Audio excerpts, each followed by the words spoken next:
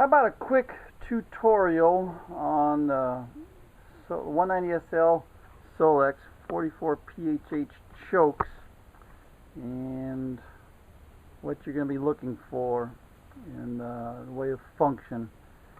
Biggest problem you have is the fact that you've got a very long shaft right here, which is supported in three places on either end and then in the center, and it typically doesn't get any lubrication in there, but it can collect dirt and grit in there. So your biggest problem is going to be the fact that this is going to want to hang up due to age, dirt, grit, potential warping if somebody's been here and screwed around with the shaft. And of course the design of the butterfly in the shaft is really pitiful. What you do is you take a thin shaft and then just for fun, let's cut a slot in it, and then let's cut holes in it, so your actual amount of material right here is so thin that you could take these things and snap them with very little effort. So they have a tendency to even though they're supported right here, but they do have a tendency to warp.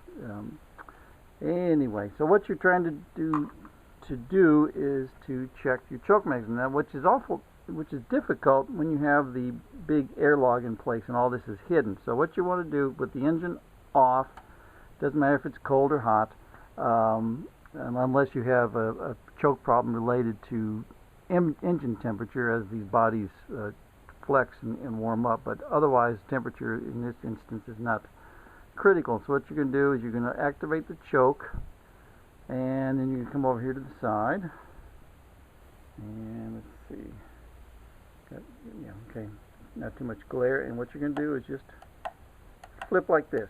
Make sure your choke is free. That's all there is to that. And we'll come over here, we'll do the same thing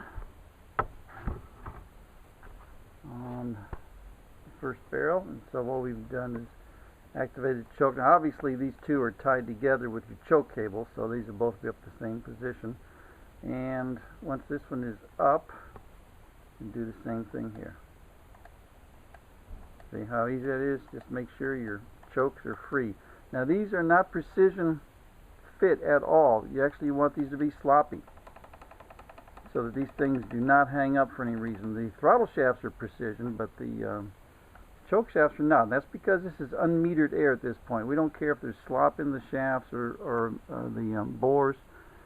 We don't care. As long as these things move freely and don't hang up. That's what you're looking for. And you have this minor adjustments you can make here on the levers to raise them and lower them so that your cable coming down will will dovetail right nicely with these binding screws.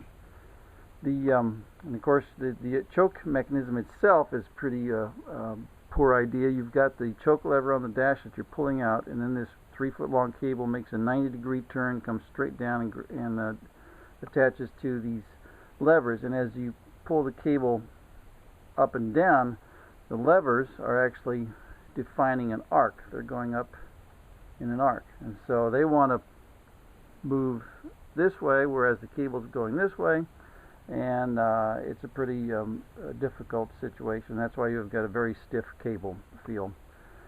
Now we're also going to tackle just a little bit of tuning using a very accurate tachometer.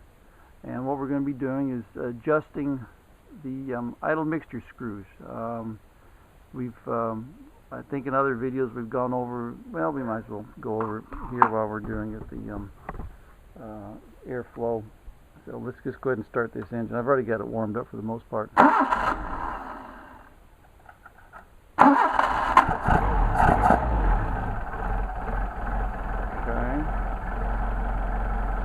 So what we're going to do is check our airflow. I've already done this, but we'll double check here. We got 6.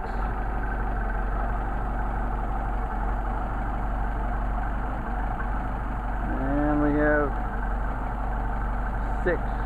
And that is simply controlled by your idle screws right here. And you make sure the idle screws are synchronized Now you can only do that with the airlock off, obviously, but we're also going to check.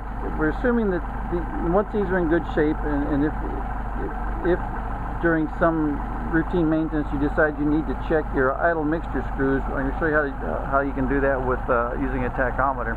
And what we're going to do is turn these screws in and out until the engine runs its best. And I'm going to show you that. You're going to watch the tachometer. Adjust the tripod.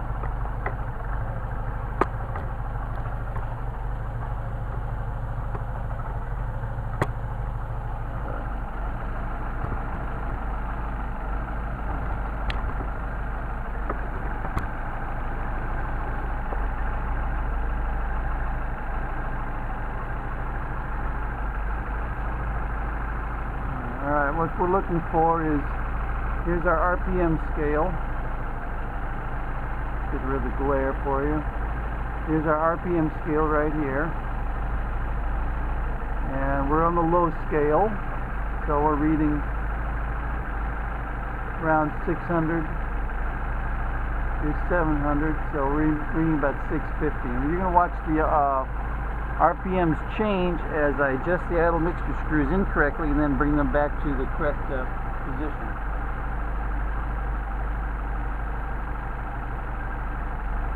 Screwing the idle mixture screw on the #1 carburetor out, and you can see our RPM is degrading down to 600. Okay, now we're going to screw it back in the other way.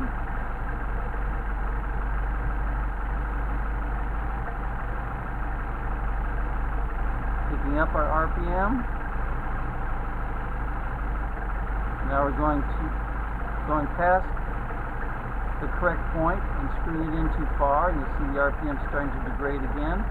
There we go. Now backing it back out, the screw's coming back out where we get our max RPM and best running.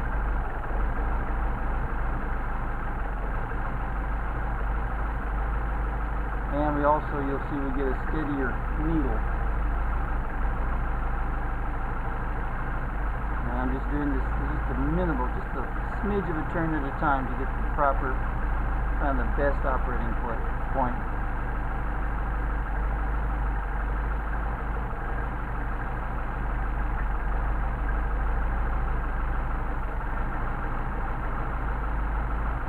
So we picked up a little bit there. Now it's degrading. Degrading. Now we're picking it back up.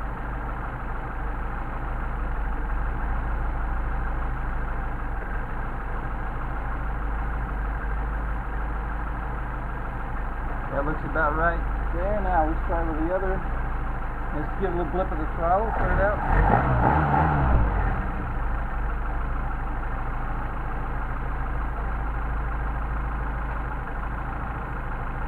Alright, now we're going to screw in the second barrel. The second carburetor.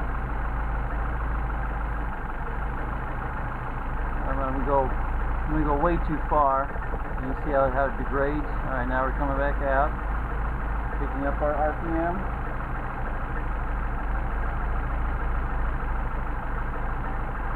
I'm going to keep screwing it out, see if how much we pick up.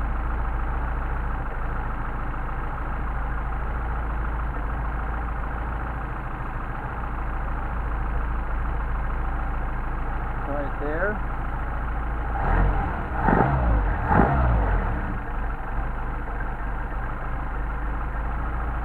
Go over to high scale, which will be reading up on the top here, so we don't max out the needle.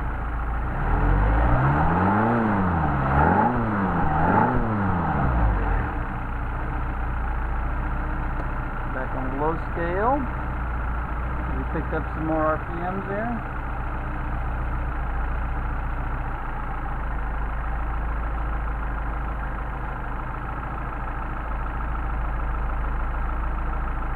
Still working on the second carburetor.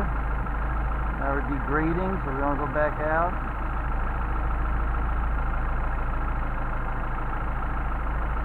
Actually, I think we did pretty good the first time, so let's go back and blip the throttle a little bit, see how it responds.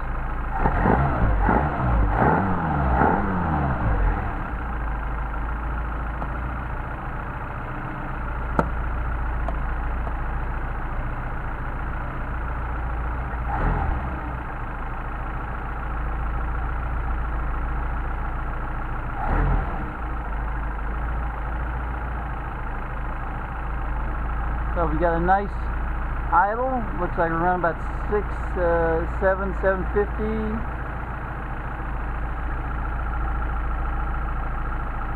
No, 700 approximately, which is 725, which is a very nice idle. And that's how you adjust the idle mixture screw. It's where the carburetors are performing very nicely, and you can do that on the car, but using the car's tachometer doesn't really work. It's not that terribly sensitive compared to this electronic unit. Hope that helps you out a little bit in having fun with Solexes.